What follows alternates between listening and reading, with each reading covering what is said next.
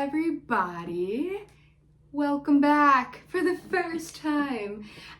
My name is Megan. This is MeganMeSmile, and this is a YouTube channel about all the things that make me smile, which include but are not limited to Bravo, Big Brother, Love Island, any reality TV that helps me escape from the real world. Side note, miss the real world, but that would have been a show I'd cover too. But no, the world is heavy and dark, and I really just like watching reality TV as a form of escapism. Unfortunately though, this video really kind of deviates from that entire mindset because I'm covering The Valley Season 2 Parts 1, 2, and 3 of the reunion. And unfortunately, this was not the fun, lighthearted, happy-go-lucky season that I would have loved to escape to. But that doesn't mean I'm not going to cover it. So without further ado, this is The Valley Season 2 Reunion Parts 1, 2, and 3. I know that a lot of my favorite Bravo podcasters and YouTubers and commentary accounts have already done a deep dive into each of these parts in depth. But now that all three parts are over, I really just want to do a quick recap, but really discuss what the future of the Valley could potentially look like. And for people that really hone into reality TV and rely on it as a form of escapism and enjoyment, what this means for that fan base and whether or not we're really going to be able to dive into a show like this again for a season 3 if it remains as dark as it did this season, because I don't know if I can do it. But anywho, here's part 1. Quick little recap. Opening vibes are all over the place. Immediately my first thoughts were, whoa, Jax looks huge. He's busting out of his suit. His lips in his shoes are about 3 inches taller than they should be. And proportionally, I just feel unsettled looking at him. And I'm sorry, that's just my first impression. And I'm okay with saying that because we're going to get to what he says about Brittany later on. Jesse doesn't really seem prepared, despite the fact that Andy is super giddy to talk to him and everybody else. Visibly anxious, we have Brittany, as to be expected. And for the most part, everyone else is just kind of getting ready for the reunion. Valley Season 1 did not have a reunion, so this is actually the first time that this dynamic is all kind of happening here. And yeah, it already kind of feels unsettling as a viewer as well. So as we're moving forward, we get to Andy's round robin of introductions and checks in to see how everyone is doing. But to be perfectly honest, a lot of time has not passed. We know that they filmed the reunion because both Nia and Kristen are very pregnant, very glowing, very beautiful. So we really didn't get to watch all of the episodes before it ended for them to discuss. Now, one thing I do want to say about that I find very important is I think it should be in a Bravo talent's contract that they should have to watch all of the episodes before coming to the reunion. That's like taking a test on a book you haven't read. Sure, you might remember what happened however many months ago, but you don't know if that made it to film. You don't know if it was edited or potentially warped in a certain way. And your recollection of that memory might be what so many of these cast members call their truth. And I'm tired of people saying something is fact because it's their truth when it needs to be the truth. So I just want to put that out there. I think that Bravo should really consider adding into contracts that the people who are on these shows that require a reunion for them to show up at should also be required to do the homework of watching the episodes before said reunion. Otherwise, what's the point? But anywho, we get through that, and in this round robin, we find Jasmine's engaged. Melissa said yes, and while I was so happy to hear that, I also was kind of frustrated because why couldn't we have gotten that on camera? We got Kristen and Luke's engagement, which was so beautiful to see and adorable, but for the amount of stress we put on Jasmine and Melissa's relationship in this season, come on, production, you could have at least given us that cute little fairy tale ending of Melissa saying yes when Jasmine proposed, but of course not. Of course not. But anywho, we also get to learn that, Janet she looks good. She lost 70 pounds from Pilates and Adderall. That was weird. And then we cut finally over to Kristen, and as somebody that has watched Kristen Doty evolve into the woman she is today. Leave right now. Diana, you walk away. You don't own the restaurant. Move your ass. Leave. Walk the away. Bye. Suck it in. I really valued listening to everything she had to say in this episode, including the fact that she took that moment in her first little segment to speak to apologize to Janet. So when Andy says hi to her, she says, I really just off the riff want to just apologize to Janet. I looked back at what I said to you, and even just watching it on screen, reflecting now, that's not who I am, that's not the person I want to be, and I'm sorry. She said, I'm sorry. And we know Kristen loves an I'm sorry, not an I'm sorry, but she just loves an I'm sorry. And she got that given to Janet, despite how hard it was for her to give that to Janet. She did. And I kind of wanted Janet to say I'm sorry back, but she does. We hear things later, so we'll let that be. Let's actually just get into Kristen and Luke in general, because for me, they were the #1 couple of the group. So happy for them.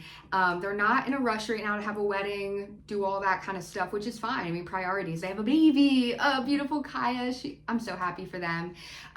She does share that first trimester was filled with like so much rage and frustration and anger that she took out on Luke, and she didn't mean to, but now things really are just kind of flowing, and she's feeling like, wow, finally everything happened the way it needed to. So very happy for her.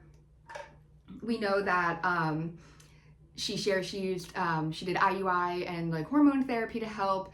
And one thing I do also want to mention was actually talked about in a Trisha Paytas podcast, that for a while, Kristen was very sad and like reading that she was infertile and being told she was infertile. And that is such a scary word to even read and say. But that does not mean you're barren or sterile or never going to have kids. And so I learned from that the term infertile technically doesn't mean that you're like infertile forever. It's just like a time period in which you are unable to get pregnant. And so I'm very thankful that Kristen didn't give up or see that and lose hope. And I just, even me learning that, like, that's not a definitive like diagnosis, being infertile. I'm a 32-year-old woman and I didn't even know that, and I feel really dumb.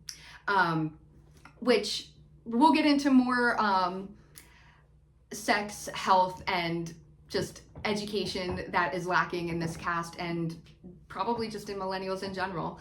But we'll get to that in a second. Let's cut over though to the opposite of a happy, loving couple, and let's talk about Jax and Brittany. So we obviously know things left off terribly. We know everything that happened throughout the season, but we also know what happened off cameras, including finding out that there is ring camera footage of Jax pushing Brittany into a rose bush. Now, I am not in horticulture. This is fake, but I know that a rose bush has thorns. And despite the fact that a man shouldn't be putting his hands on a woman, period, he shouldn't be pushing her, let alone pushing her into a rose bush.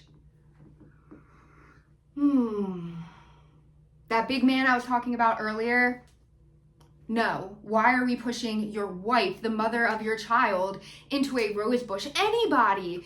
So I have a lot of questions about that. We find out about that on the reunion. It's not touched on in the show. We really don't know if production knows that this happened. I would assume if everyone on the cast knew and has seen the video footage that Jax truly can't even discount now, somebody on production would have known, and that just really doesn't sit well with me either. So the theme of feeling unsettled is going to stick for a while. Along with this, we also hear that aside from him being blatantly physically, mentally, emotionally, and psychologically abusive to Brittany, he also has a completely distorted view of the history of their marriage. He's saying that Brittany wanted to hook up with him one more time, give it another shot. This was all him messing with her mind, and you see her break down and say, you know how hard it is for me to try to break away from this with you, only for you to do things like that. Just because your head is all over the place doesn't mean you have to perpetuate and put that onto other people, let alone your wife and mother of your child. This was so tough to watch because we know who Jax is, But to see him on that stage talking with Britney and actually talking with her for a length of time that he hasn't even been in such a long time. Like, they probably haven't even been in a room together like that in such a long time for that length of time. And that had to have been terrible for Britney. So when she says, I'm shaking, and he snaps back and says, you should be. Anything? I'm already shaking. You should. And that's the one time he looks her in the eye to verbally threaten her on stage. But you're worried about losing your job that literally requires you to be on camera. But you're continuing down to the very end, doing things that now have cost you that job, not once, but twice. You have been fired from Bravo twice now. There is not an award for that. So again, after we hear all of this, Britney says the last and final reason that he is stalling on signing these divorce papers and being a complete, for lack of a better word, jackass about it is because he wanted to see if he got fired from this show so that he could come and ask me for alimony. And he says, well, that's not entirely false or true. Blah, blah. I cannot believe it. I hate that this is like the 5th male public figure that I've seen in the news this year coming out on full display demanding alimony from their wife when they too are a public figure. The balls, because I wouldn't have them to do that. Wow. So take that for what you will, and let's cut over to another toxic couple, or former couple, Michelle and Jesse. And this is what I just like to call the bicker Olympics. My goodness. You know when like you have a fight with somebody, I would say when you're younger, because typically this would stop when you're younger, but apparently it doesn't. And you always need to have the last word. Or if you're playing like with your younger sibling or something and you're like, I'm not touching you, but then you hit each other and you have to have the last tap. That is them. They have to have the last word. They have to win. They have to win every battle. My goodness, I was stressed out, not even in the relationship. But here's why I think this relationship was so troubling from the start. It's very hard when you have a naturally ice cold queen, Ice Princess Michelle, and Mr. Prince Charming Jesse Lally, and the two of them try to come together. It's like you always kind of need a golden retriever and a black cat energy in a relationship, but these are like a Jack Russell Terrier and a panther. Like, it's too extreme. It just doesn't work.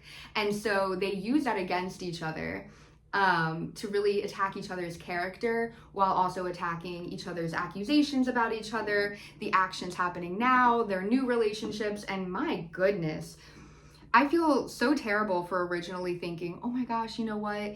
This is all tension. Maybe they're going to get back together. No, I formally apologize for ever even thinking for even a millisecond of time that it would be healthy for these two to try again. I'm sorry. No, I take it all back. They go from Jesse accusing Michelle of weaponizing Isabella. He even says, read the comments so you know Jesse's sleuthing. And Andy stops that real quick because he says, listen, we don't listen to the comments section for what happens here. And while Andy makes a good point, I would also have to say I don't disagree with Andy, because you're damn right. You guys do not listen to the comments section. You guys do not course correct based on what is said in the comments section. That is absolutely a fact, Andrew.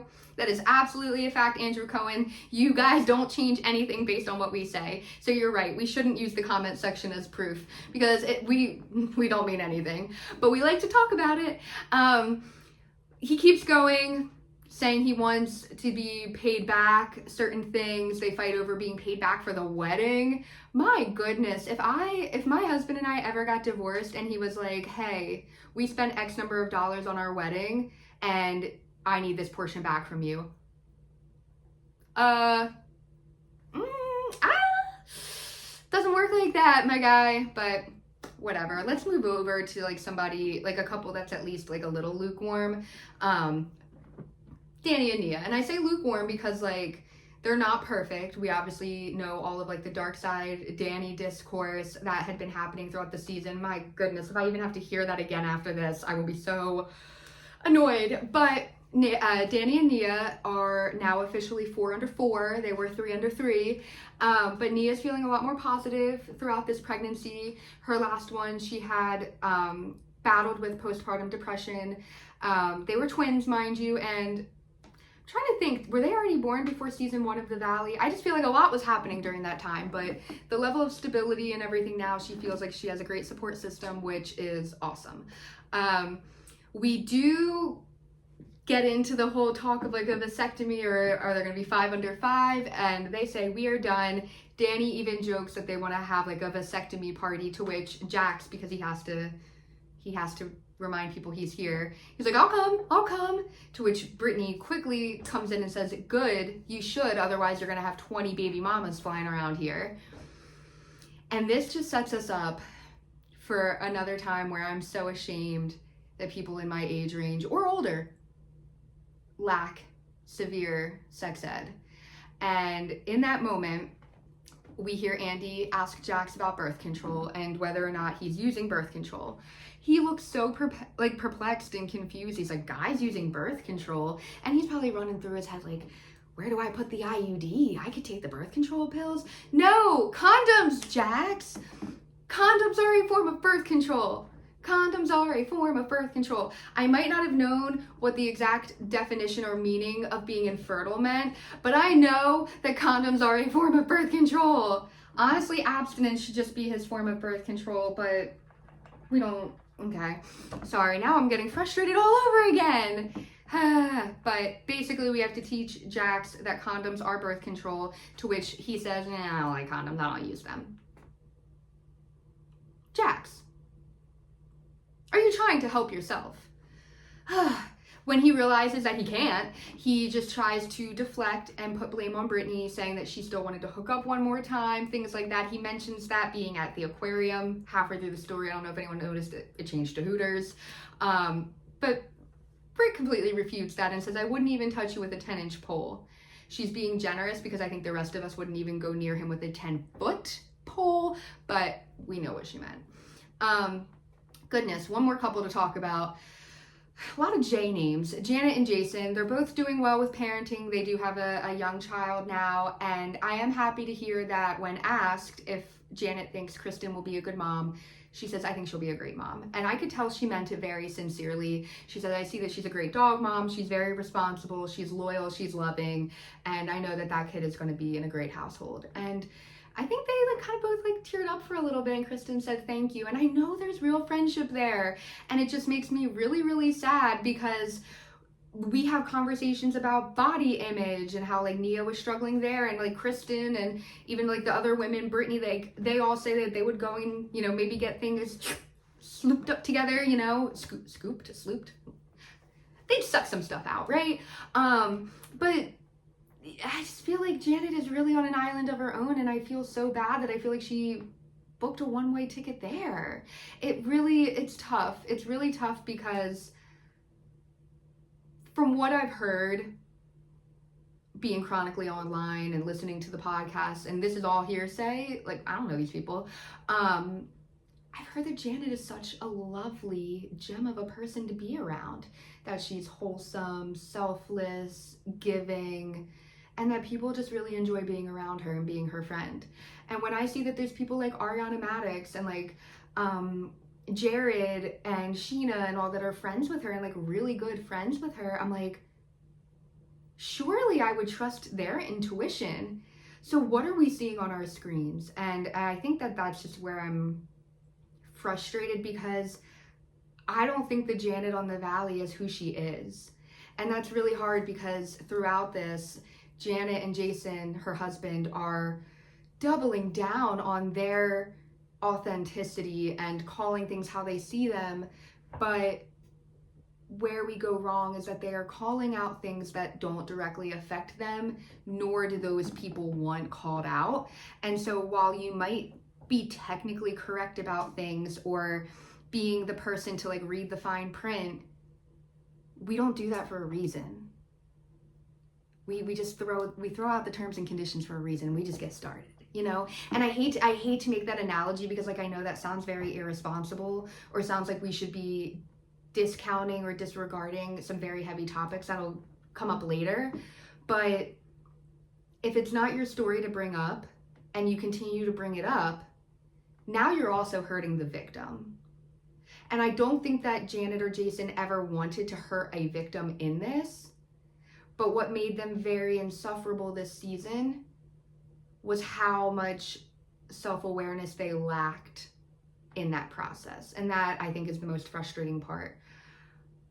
I don't know how Janet course corrects from here, because like you can't just start a new season at Dave & Buster's every episode, which I wouldn't mind, because I feel like that was the Janet that I think we want on our screen, was the Janet at Dave & Buster's. I liked that. 3, take a lay of the land, find the high ticket games, and play. I need the drone, I need a new winter shirt, and I need the ding ding ding. Such a loser. 25,000 tickets, that's the goal, let's go. But I don't know, but I just had to bring that up. I also have to bring up the fact that like, these are people that are in their 40s, late 30s, 40s, and we are body shaming each other. We are having really irresponsible drinking habits. We are posting the most vile things in a group chat of guys and calling it locker room talk in 2025. And we're putting it all on the big screen on national television. And yeah, I'm a Leo. I'm a Leo cusp. I'm a grand finale Leo. I love talking about my life, other people's lives, hence why I'm here right now. I like putting it out there because it's my story, I get to tell it. But there's some things that like, they can stay inside thoughts. And I think that this crew here is almost competing to see who can have the best inside thought become an outside thought that the audience all agrees on. They all want that receipts, proof, timeline. Receipts, proof, timeline, screenshots, in everything. Moment, and it's just getting too dark, and they're just swing and a miss each time. So overall, as I wrap up part 1 here, I think some of the other things we didn't really touch on were a few one-liners that just stood out to me. We had Jax literally calling Brittany a tree trunk because of her stretch marks after giving birth to their beautiful son, Cruz. We had Michelle being afraid to even talk about things with Jesse's new girlfriend because she's already threatening allegedly lawsuits or cease and desist, which we get clarity on later. We're just talking about a lot of really heavy things. We're talking about therapy that works, therapy that doesn't work, medication that works, medication that doesn't work, when you use it, when you don't use it or take it. And it really is just, it's heavy from part 1. And to know that we had 2 more parts to get into after this, the structure of the Valley reunions, to me at least, are always introductory, heavy stuff, maybe like heavy in the beginning and then a bunch of filler crap, and then dropping like the big bombshell at the end. The fact that this first part was so heavy and uncomfortable to watch really did not make me excited to watch the final 2 parts, because like, what else are we gonna get? You know, what else are we gonna get that we haven't gotten? So to sum up all of part 1 here before diving into parts 2 and 3 of the Valley, something's going on here. We are hearing Jax saying he is sober, and I don't want to discount somebody's sobriety or their journey, but Brittany and even others make a good point that if you are sober and the behavior hasn't changed, was the sobriety the only issue? And no, it wasn't, because we find out that Jax was diagnosed with bipolar disorder earlier and didn't pick up the prescription or didn't take the medication, or would take the medication on days he felt like he needed it. But it doesn't work like that. When you are diagnosed with a condition, you don't just take it as needed. And I do hope that he has somebody in his corner monitoring him, taking that medicine as often as they're monitoring him not taking any other recreational drugs or alcohol. I also don't like that Jax keeps saying my son, my son, my son, and he doesn't say Cruz's name. Zach clocked that too, but I don't really have any deeper meaning behind that. I just feel like he doesn't really humanize Cruz, but rather looks at him as something he owns or created. But again, I really don't want to, I'm not here to parent shame, but you also have to be a willing participant of being a parent for me to shame you. So I guess it doesn't really matter what I say about him, Jax. So Brittany is just lovely though with Cruz. I'm so happy that she's getting involved with different organizations to learn more about autism, and we'll get into that more later, but I'm proud of her for what she's doing for her son. What are my other closing thoughts here? Let's go. So the men, number one, the men on this cast are not matching the women's energy. These women on this stage, in one way or the other, are hustlers. They are paying the bills one way or the other. I don't care what sponsored post we need to make.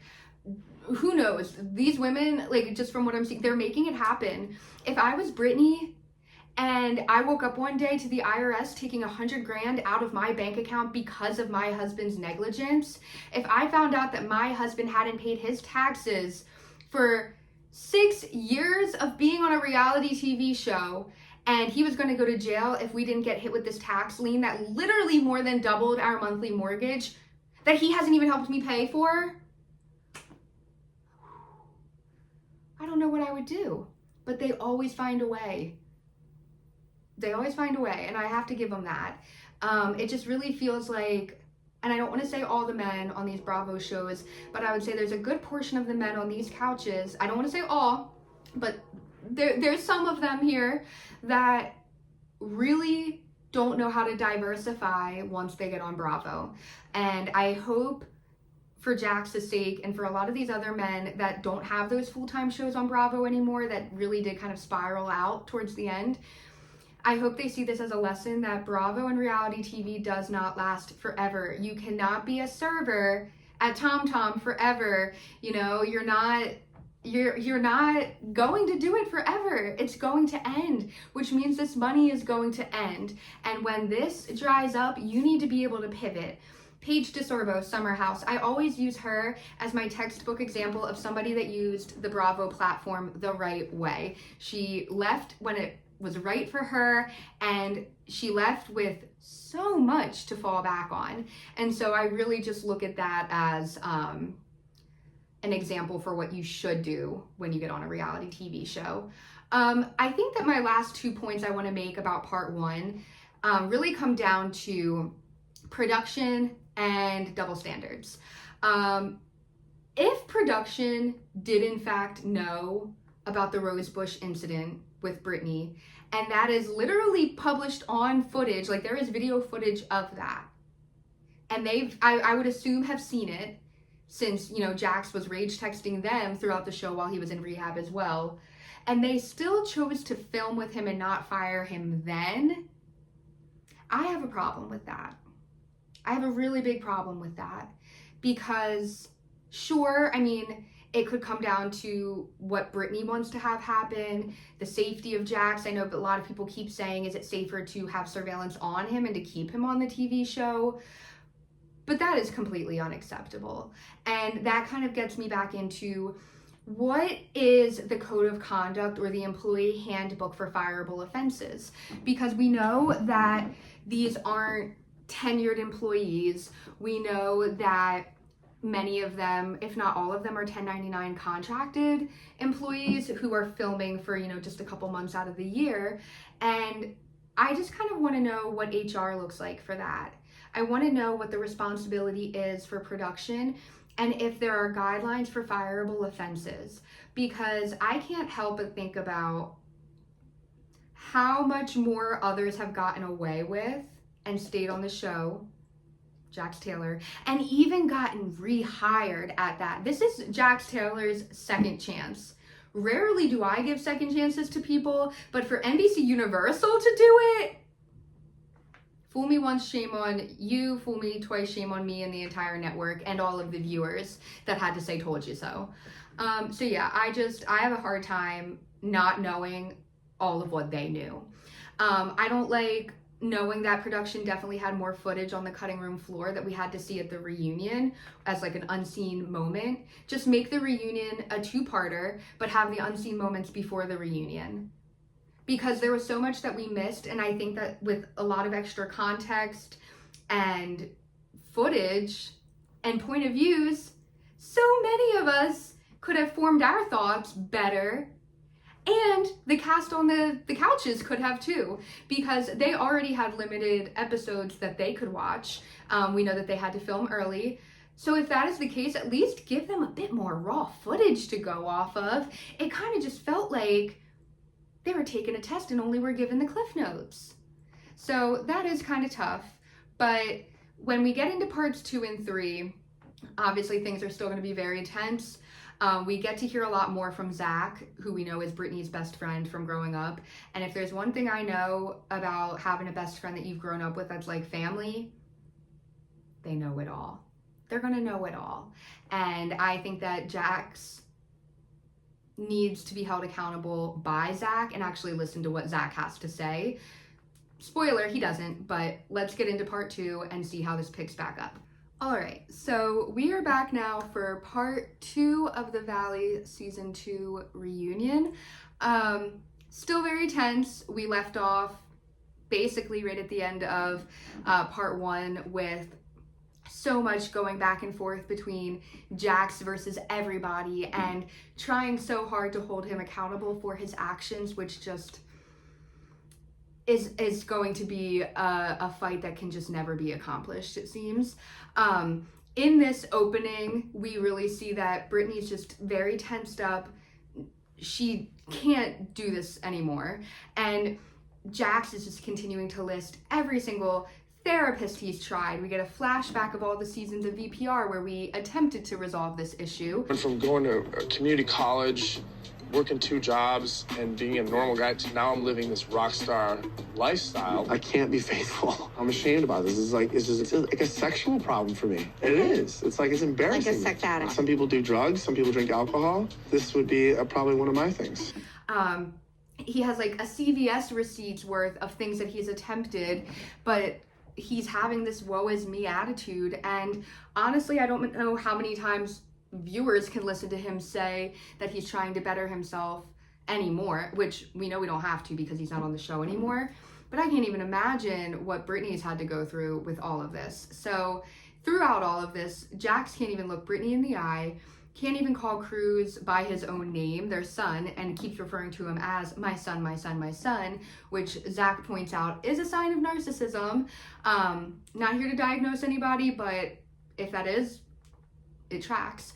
And you know, Zach really does have room to speak here because Jax fights back really quick as soon as Zach pipes up. But Zach has also been in the picture with Brittany more than Jax has. They go way back from Kentucky, and he's been there between their fights and things like that.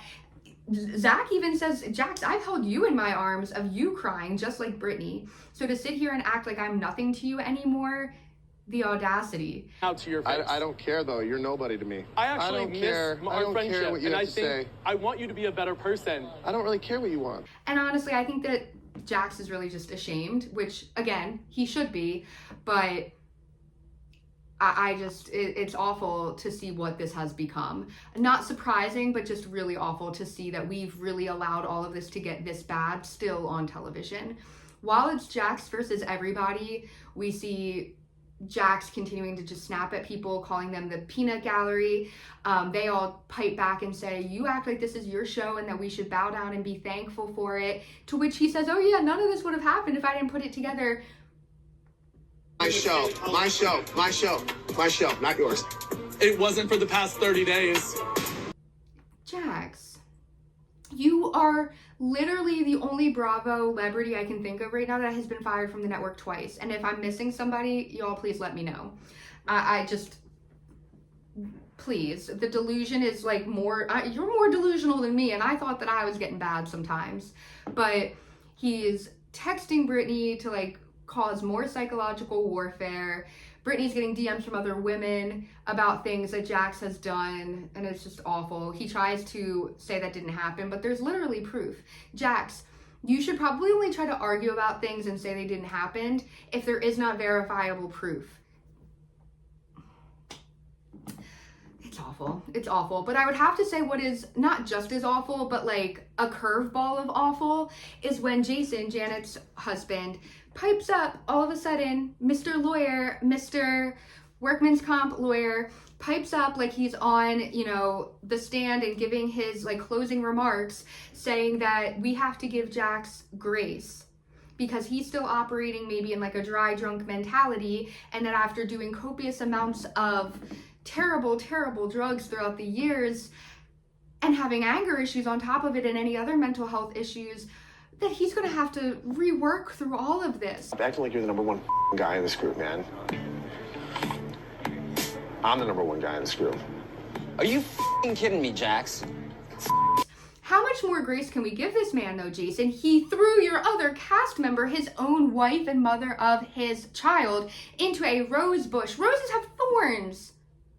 Could you imagine if somebody had done that to Janet? Actually, as a matter of fact, if my memory stands me correctly, I don't think I'm saying that right, Janet did share in the past, I think with Michelle, that she was formerly in an abusive relationship and wanted to like provide advice or things like that. A relationship for years where somebody had drug and alcohol problems. I feel like that's a really big statement for you to kind of make. I know you're trying to be nice, but like that. So Jason, if you know this awful past that your wife had to endure, why would you be giving any grace to a physical, mental, and emotional and psychological abuser like Jax Taylor and what he did to your wife's best friend, Brittany? We'll get into that later, because there's another time that he acts like one thing's okay here and one thing's okay here, but just goosebumps. That man irks me. So we keep going through the flashbacks to Jax having his Alex Baskin interview on his hot mic, Bravo hot mic moment or whatever. And before I move on with the rest of the reunion, if you're still watching this for some reason, I have a question. I have a question that I feel like we haven't talked about enough as a fan base, and maybe I'm just not familiar with the world of renting apartments in LA, so perhaps you guys can give me some insight. But I have some questions. As somebody who is still a proud renter and will buy a home when it's time for me and it, you know, whatever, I know what it's like to rent a house. I also know what it's like to rent from like an apartment complex. I also know that like when I rented at an apartment complex, like fresh out of college or even when I was in college, we either needed like a parent co-signing for us or like, I don't know, it was very hard to get approved. And, you know, they base it off your income. They, I guess, can base it off of your credit and all these other things. And so it had me thinking when I saw Alex Baskin flash back up. I thought to myself, how did Jax Taylor go without paying his mortgage for 6 to 7 months, not pay any bills, afford to pay allegedly $30,000 to that alleged rehab facility, get a tax lien put on their home, get $100,000 taken out of Brittany's bank account by the IRS because she's married to you, but then while you're in rehab, you can find a way to go and sign a lease for a condo next to Tom Schwartz? That's suspicious. Did you have the income or the cash to put down like a security deposit first month, anything like that? Did they go off of credit? Did they go off of like pay stubs from Bravo? Are they going off of like cash in the bank? Did he have a co-signer? Can he have a co-signer for that while he has another house in his name? I'm just perplexed. How did he get that condo? No tea, no shade, Schwartz. How did you get that condo? I have a theory, a conspiracy, that maybe allegedly the co-signer might be named Schmalix Schmaskin. Because how? Maybe I'm bitter, but like, how did he get approved for that nice ass condo when he couldn't even pay for his own house that he has now?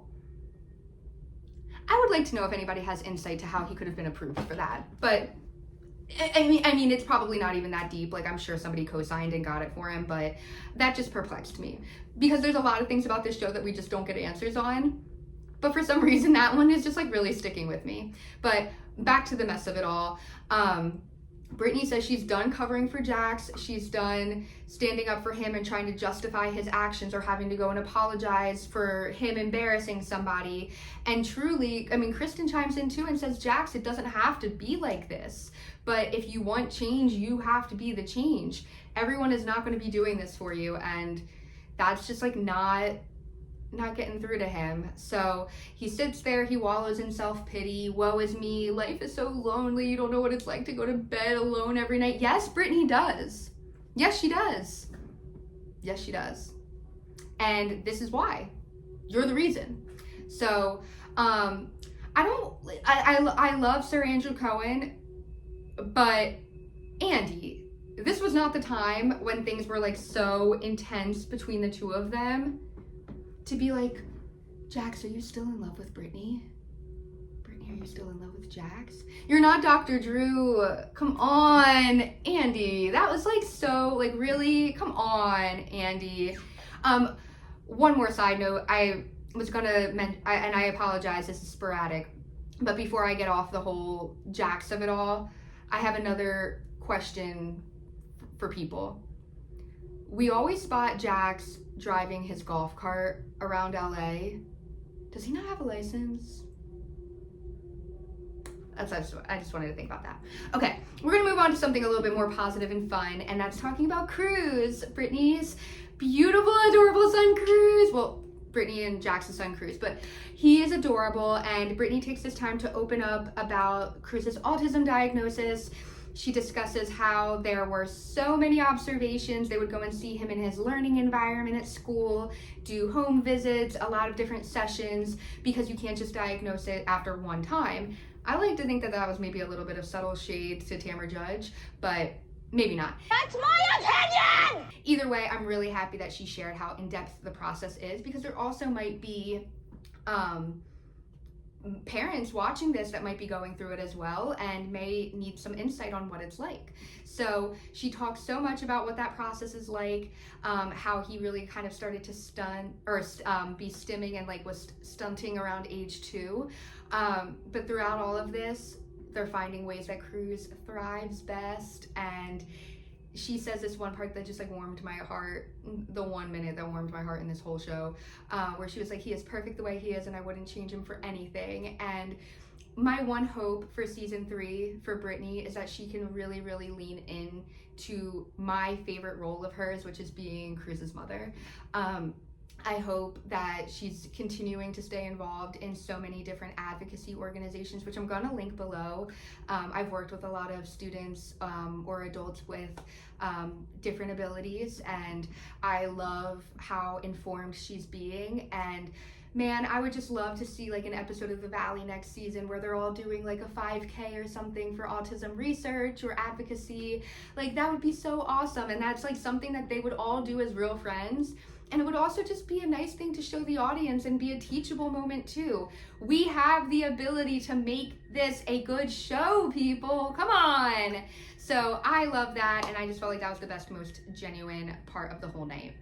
Unfortunately, though, that means we have to go back around the circle to round 10 between Michelle and Jesse. And throughout this, we're getting their cheating accusations. Michelle admits to a kiss, and my goodness, it was like Jesse just placed a bet at the Kentucky Derby and his horse won. Goodness gracious, like, it's just a lot. And the one thing that I really can't stand is like Jesse going back and forth and saying, this is my truth, this is my truth. That is one thing I cannot stand when people say like, that's my truth. Well, that doesn't mean it is the truth, and I just don't like when people have very unique relationships with the truth, and he seems like one of them. So much so that Michelle stops him in his tracks and she whacks him hard, coming right back and saying a couple little one-liners that caught Jesse, stopped him dead in his tracks. She said, that he texted one of their real estate clients that he wanted to like eat her out or whatever, and Jasmine asks if she got the sale, and they did. He also went and started sleeping with a married woman who we find out is his ex-wife who remarried and is still legally married, but still, semantics, people. We're gonna have a big talk about diction, word choice, words matter, and we'll get into that later. And then finally, just to wrap up with Michelle and Jesse, because it is very, you know, exhausting, they need the last word. Like back and forth, like it's so juvenile to me, and I just can't stand it. So instead we cut over to the other side of the room where Janet is sitting, Zach's over there too, Jasmine's over there, but Kristen's on the other side, and it's her compared to the other three when Andy asks her about Janet and says, you know, Janet and I used to be very, very close friends, but as soon as the cameras picked up, she became a brand new person for me. It's like I didn't even know who she was as a friend anymore. And Jasmine and Zach are definitely co-signing this for Kristen over here. Zach even's like, can I be on the other side of the couch? And I just really, again, I just want Janet to be the person that I think she is. She looks like so much fun every time I see her not on the show. And I trust that like Ariana Maddox is a good friend picker, you know? I'd even say Sheena's also a good friend picker. Sheena's also a good friend. I'm gonna say Sheena's a good friend. I'm gonna say it. Don't fight me. I went to her show and I read her book and I think she's a good friend, but that's besides the point. But I think now we see where Janet's villain origin story began, though, because we do finally get confirmation of a story that I did not want to be true. So a couple months ago, actually, I heard on a podcast that had a friend of a friend of a friend on or whatever. I don't know how it got down the rumor mill or whatever, but I had heard this rumor that Zach wished for Janet to miscarry, and he was blacked out at the bar, and that was true. I was rooting for you. We were all rooting for you. And that is dark because Zach, you are funny. Your little sound bites, your tweets, your comebacks are always so good that this one just really taints so much of the season for me. I did not want this to be true. I know he even says being blacked out does not give him an excuse for that behavior, but it was nice to hear he was in therapy. It was nice to hear that he apologized. I feel like Janet has the right to be angry about this for as long as she wants to be.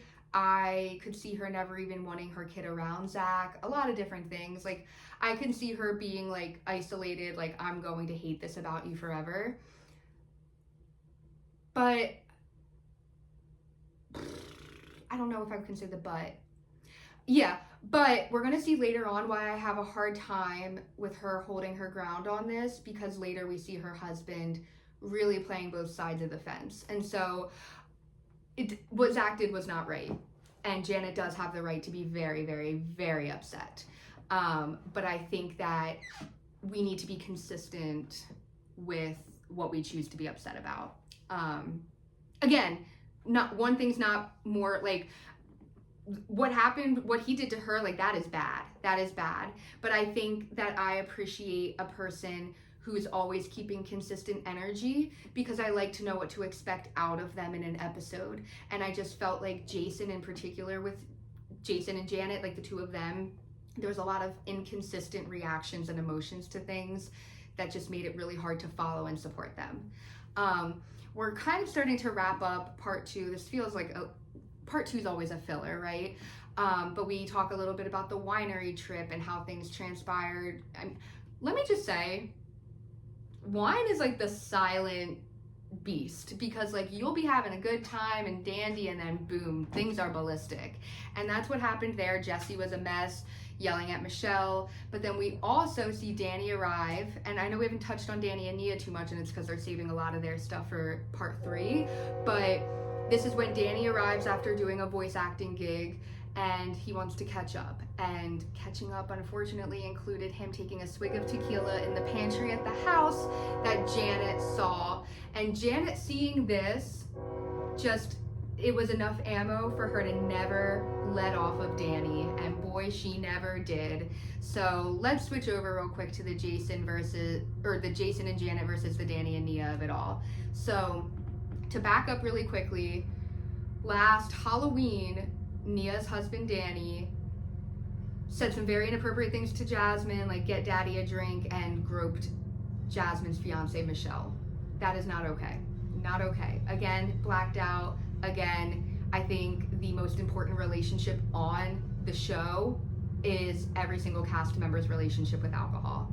That is the relationship that I really hope we really reflect on the most.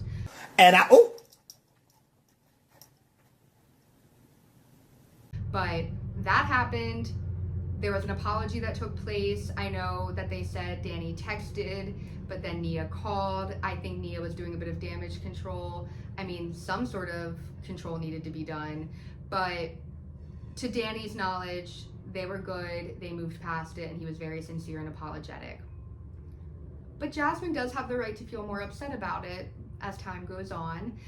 We do see some unseen footage on the Peacock version. I don't know if this was on the Bravo version, where Jasmine was upset because there was a clip of Danny right before the conversation of them and like the apology started being like, we're really doing this right now. I didn't think it was going up tonight. I know. I just want to get it. Because like they had already apologized, but I guess they wanted to do it on camera. Production, that would have been very, very valuable for us to have. Just saying, context. But, you know, Jason goes on and says like, that was so disgusting. You are such an awful man, blah, blah, blah. My thing is Jason is being supportive for his friend Jasmine, but also you can't sit there and call him such a disgusting man and his actions deplorable and that he's a poor excuse of a man while also demanding grace for Jax Taylor. And that's where I had the big issue here. So I think just to close here, because we know they're going to get into the Danny of it all in the next part, I really just think that these men need to catch up to their women. I think that they all need to figure out how to diversify their income and maybe take a masterclass from Paige DeSorbo like yesterday. I think the Jax ring footage and just everything that we're hearing about him and what he's doing off camera is really bigger than the drama of the show. And I'm glad that he's fired, but I don't think he should have ever been rehired because this is just astounding. And it also makes me worried about what could happen with him not being on camera. And then lastly, I'm really tired of there being this like performative redemption arc happening, because an arc is only supposed to happen once. But here we've got a double rainbow, triple rainbow, everything. And it's just like the same song and dance with no actual results. And that's frustrating. I'd have to say that the only pure moment I really got out of this part was the story about Brittany working on Cruz's journey and figuring out how he learns and operates best. And I would love to see more of that as a viewer next season. And I think as a viewer gearing up for part 3, which I only know is going to be worse, I sat there thinking to myself that this is not a show for petty drama or reality TV, but rather a cautionary tale. This is no longer a show, but this is a tale, a lesson that choosing partners for life is way more important than a TV show, than having your wedding on camera, than how to capitalize off of your marriage. Because look at what's happening now. Building income streams beyond a reality TV show needs to happen. Because who you are on the show is not who you're going to be in 20, 30 years. And this show is not going to follow you forever. And to assume that you're always going to be getting paid by networks is just not a safe financial way to live. So diversify those incomes. And then also, my last takeaway is we beg for these cast members to be transparent. We need production to be transparent because we're missing a lot. After watching the reunion, what I realized is, wow, we've just learned more about the actual season in unseen footage than I think we did in the entire season. So really, we got to step it up for part 3, or not part 3, season 3. Part 3 did not step it up, so season 3 needs to. I know that they're filming now, but I just hope that they're filming happy, good, productive things, because if they're going to choose to listen to the viewers at all, it needs to be now, because we are drained. We are just as drained as some of these cast members are. So, alrighty everybody, it is the moment we have all been waiting for. The end of The Valley Season 2! Woo! Janice, Ian, and I are thrilled. Because she's a life ruiner. She ruins people's lives. As you can tell. But in addition to recapping this last part here, I do have to kind of rewind it back to my teaching days and kind of include a bit of a grammar lesson in here. You know, you can take the 12th grade English teacher out of the classroom, but she's still going to talk to you about word choice, and in particular, semantics and diction when it matters, because it does. It really does when it comes to reality TV. And, you know, I left teaching in 2022. It's a story for another time. But one thing that's important is that, like, I dove in headfirst to Bravo and really developed this escapism after I left teaching. But one thing I learned is that so much of what I teach in an English class really can translate over into reality TV. And one day in a perfect world, I would love to have a platform where I could show, like, first season Housewives or Bravo reality stars or anything, just like the power of diction, and in particular like semantics, because words matter. Your actions matter on TV, your words matter on TV, and how you say those words on TV also matter. So when I get into round 3 here, or not round 3, good grief, part 3, geez, it feels like a boxing match. It feels like it should be called round 3. Like, bring out the boxing match girls, you know? But when we get into this, I'm gonna just really I'm gonna really be honing in on the word choice of a couple of these people and the double standards and hypocrisy behind it, because I'm really noticing a general theme that is irking my teacher spirit. So let's dive in to part 3 of season 2 of the Valley. We're getting back into Jason and Danny and everyone just bickering back and forth. And Jason is going to be my main focal point when I talk about semantics, which is particularly interesting seeing that he is an attorney. And I know a few things about about lawyers and just like how they work and just legal jargon, and I know that they are very, very careful at choosing the words they do. And so knowing that, I know that every single word Jason is saying on this show, especially knowing that he has a job to lose, you know, he's being very careful with his words intentionally, but that's backfiring in my opinion. And here's why. So he's really trying to go like full litigator in this moment, but like, I'm sorry, I can't picture this man being like a criminal defense attorney. Like, he definitely, like, no tea, no shade, but he is a workman's comp lawyer. And, you know, just Janet's bringing up Brittany feeling uncomfortable around Danny at her birthday. We're now talking about Danny making people feel uncomfortable at the Super Bowl. And now we're like nitpicking and trying to just like dogpile on Danny and say that every little action he's doing is a problem. And maybe it is. I wasn't there. I don't know. I didn't see it. Cameras weren't there. So it just really sucks that we're going to hang on to a moment that did happen that a lot of these people saw and use that as a gauge for any future interactions he has with women. Andy does fact check Jason in this moment, and you see Jason turn really fast, almost scared, stunned, when Jason swears he didn't say Danny grabbed asses. Andy rolls the tape, and Way that Janet You just said he grabbed No, I didn't say he grabbed people. Yeah, you did. You said he did the same thing. He's done.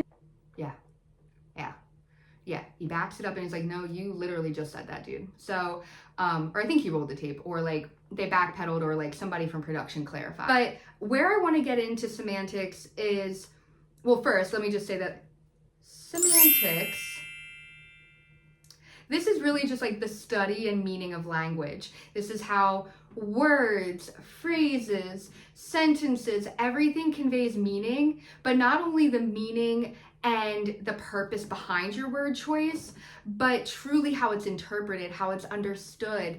It's why when we see some of the greatest speeches that people will now quote today, we really hone in on particular words that were chosen, and it's because words have meaning. So when we're choosing to say that things are sexual assault, or when we're choosing to say that somebody has a drinking problem, by textbook definition, you might be right. But as a cast member on a reality TV show filming with somebody who is your friend or isn't your friend, or is friends with your wife or isn't friends with your wife, these are words that can then translate into offenses, that can then translate into loss of jobs. I just would be very careful with my words on reality TV. That's all I would say. There's a lot of weaponization of word choice, and I don't think it's fair to use words for evil or to use words for bad intentions. I think words are powerful when you can call out justifiable bad behavior. And maybe I'm just like kind of zoning out and thinking about this even more. But I think Jason's level of intelligence and the fact that he is book smart makes every one of his actions on the show that much more pointed and like intentional. He knew what he was doing the whole season. What he didn't realize though was that he looked like a complete fool when he got tattooed wedding rings with his wife. They kind of deviate from the word choice or lack of good word choice and cut over to Jason and Janet and really just what their storyline or lack of a storyline was in general, because there was a clip or there was a part in the season where Kristen says a rumor about Jason taking his wedding ring off. And they act so unbothered, they laugh it off. Yet in like one of the next episodes, we see them getting tattooed wedding rings. And that just felt very insecure for me. It felt very like, why do you have to do this? You could tell Jason did not want to do that. Janet barely got one. She got like a very light, faded, like skinny one like on her finger. And if you don't take your ring off, then why do you need a tattooed one? I don't know. That was kind of weird. But it's also kind of funny. I've seen a lot of people pointing out that like Jason wasn't wearing his ring in like the Cast Valley photo. There's other pictures of him not wearing. Yeah, I don't know. It was weird. But let's move on from all of that. We get to some funnier things like calling out Jax's burner account. This is where Jax reminds us that he hasn't even really seen this show, which I think that you should be contractually obligated to watch the show that you're getting paid to do a reunion for. We get into how he's trying to make money selling merchandise that they get, I think, for free as like PR on eBay. I mean, he's trying to make ends meet, but it's pathetic. We do have to kind of wrap up with some positivity. So we go over to talk about Kristen and Luke's engagement, which was like a really happy scene. We know that they've had such a wild ride getting to where they are today. Luke's 8 years younger than Kristen, but like the two of them are just like they're a perfect match for each other. Their energies, how Luke said that going on a long road trip with Kristen and all their dogs like really made him fall in love with her. He's like, I'll never find another woman to do this with me. It was so sweet. Of course, we have to bring up that Brittany wasn't in on the engagement or anything and she felt hurt by that. But Luke mentions that Brittany did exactly what he was afraid she would do, told Jax. Jax then went and told the boys chat or whatever, which is already filled with disgusting stuff to begin with. So no wonder. So it really just kind of makes me wonder, like, what were Brittany's intentions? Like, why would she even tell Jax? Like, were they on speaking terms, or was it just like her filling him in? I don't know. I just don't see why she would even choose to tell him, but whatever. But uh-oh, we're talking about too many good, fun things. Let's circle it back to the whole essay allegations towards Danny again, because like, my goodness, just as we're back to a little bit of a semblance of peace, we're back to semantics, because, you know, Kristen's talking about how happy she is with Luke and everything, but then we have to revert it back to how Janet and Jason upset her and, you know, kind of spoiled the trip and things like that.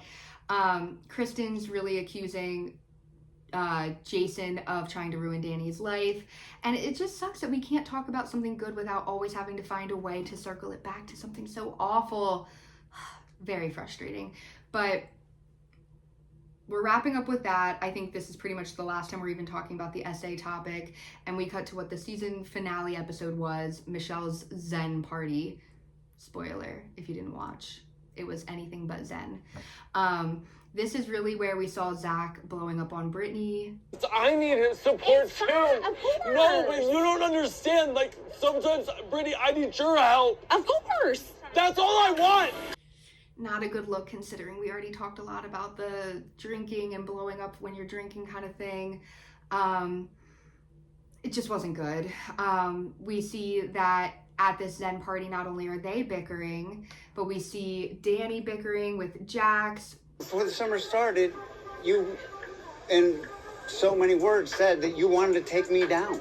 I said I'm trying to take you down? Yes. Come on, man. Own up to your stuff. That's that pot calling the kettle black if I've ever heard it. Own up to my stuff. gosh, dude. Kind of like being threatened on who's going to be the number one guy in the group or whatever. Danny being upset because he and Nia really supported Jax while he was in rehab, and Jax feeling bad about that.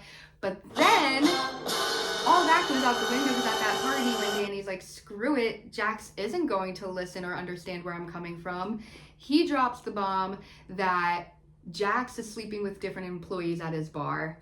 And that is something we didn't hear at all until the season finale.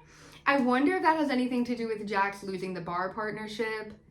I mean, I think just all of his behavior anyway is, but that was really shocking. Luke even chimed in and said he saw Jax at another bar with one of his staff members, and man, I mean, we just needed one more final, like, as if he wasn't bad enough. Whew.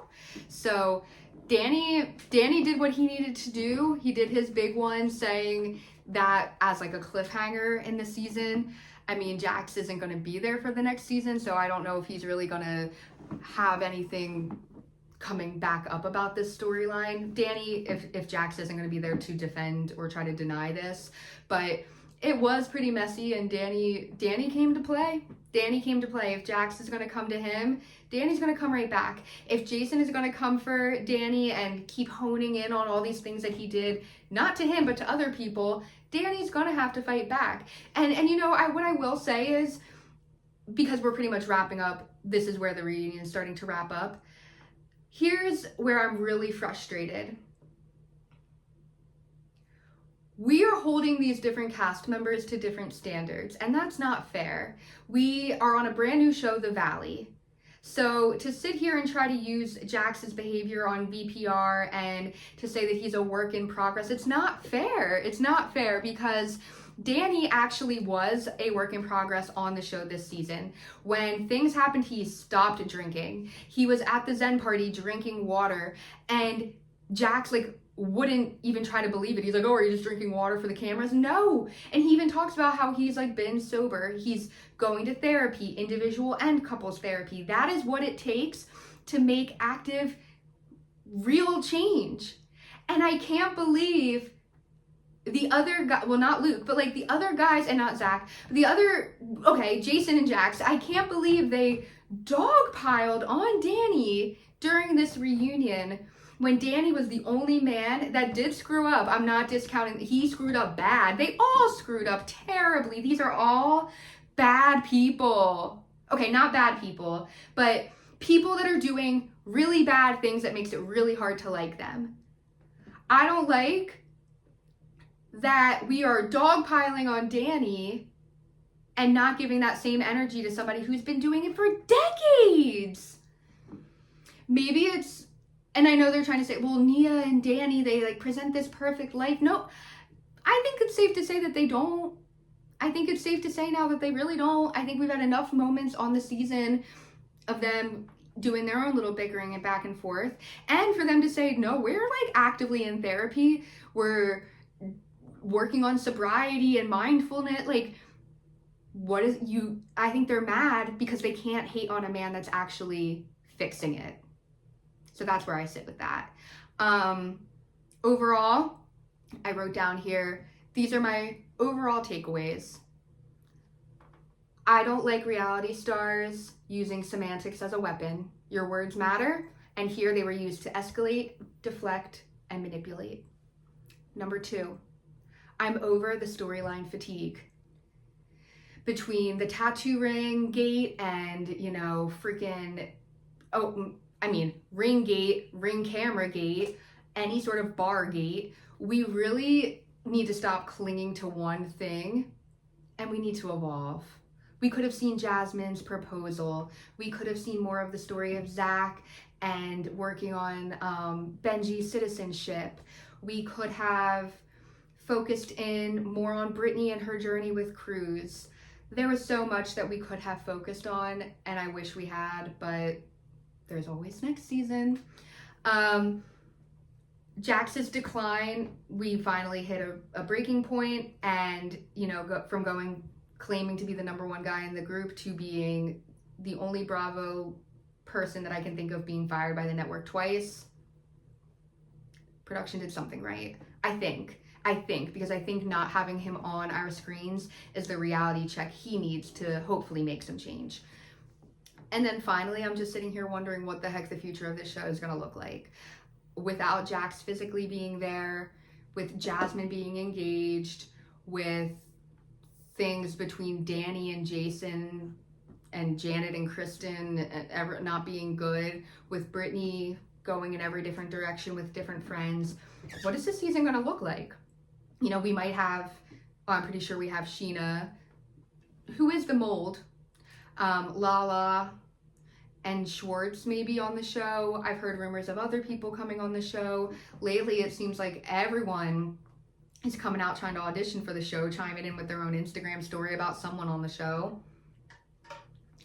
But what I do hope, here's what I can hope for the show. I want Melissa on the show. I would like to see Jasmine and Melissa and their journey towards their wedding.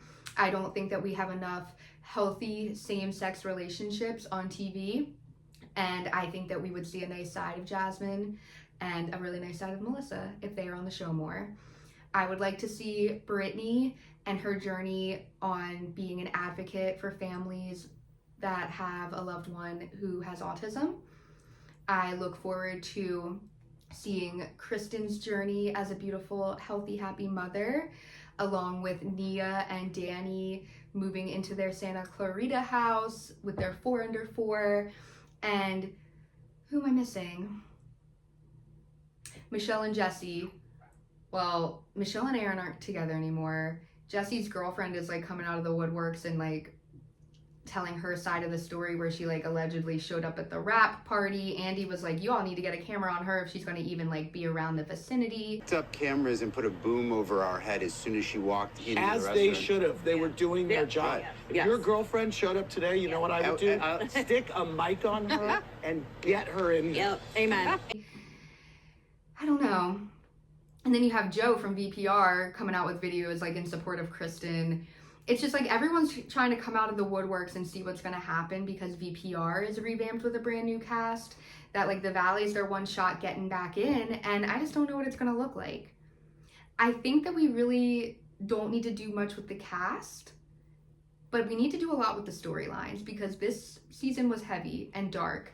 And from what I see, there are good things happening in these people's lives, and I would like to see it. So with that being said, the Valley is over. I think that they're filming now for season 3 already. I'm curious to know what that's like. I feel like the Valley cast is pretty good at like not hinting at things on social media while filming. So we'll see. But for now, I'm all right.